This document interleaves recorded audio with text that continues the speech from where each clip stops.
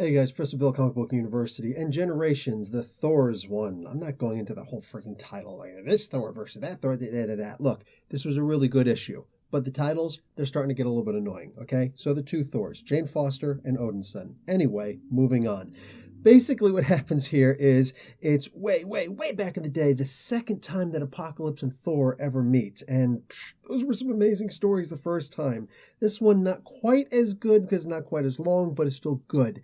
Basically, he gets summoned through prayer and he goes and he kicks some booty and he's fighting against Apocalypse. And all of a sudden, Thor shows up, Jane Foster Thor. And she's like, wait, what? It's just the same stuff as all the other stuff, but this is in the middle of an actual fight. So the two Thors are going after Apocalypse. He doesn't stand a chance. Really hysterical moment when you find that I love like all the different stories in literature that you find why the Sphinx lost her nose. And in this particular case, like how the Sphinx lost her nose in this one is just, it's great. I always love stupid stories like that. Anyway, so we actually get to see the two Thors reconciling a little bit. Thor, of course, is drinking his butt off. Odinson is drinking his butt off, and he's never going to remember any of this stuff.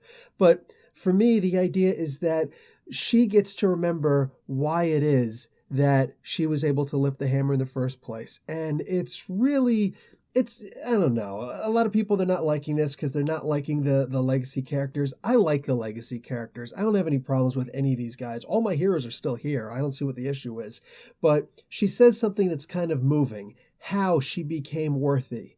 And I don't know. To me, I liked it. I liked it a lot. I think it was great. It was, like I said, very moving. But I think the really great part of this comic is at the very end when you get to realize that Odin, when he was younger and wielding Mjolnir, had a girlfriend. And it was the Phoenix. The Phoenix Force was actually his girlfriend. They make no bones about this. I made love to fire. It's like, dude. Maybe that's why he always had such a problem with Surtur. There was a little thing going there. I don't know. Where did Cinder come from? Oh, geez. I don't even want to think about it. Anyway, so we're going to actually get the chance to see more of that in Marvel Legacy issue number 1. And I really am looking forward to that. Like, after this, wow, now I actually have an idea of what's about to happen here. So very enjoyable. I'm going to give this comic a B+.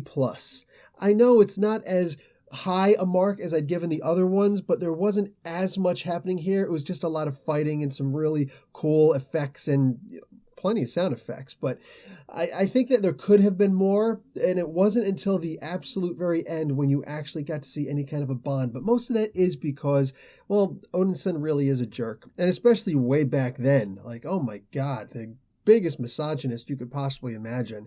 So, but you know what? Jane Foster holds her own, and she does it with dignity. So it's all good. Anyway, guys, that's it for me. Professor Bill, Comic Book University. Class dismissed.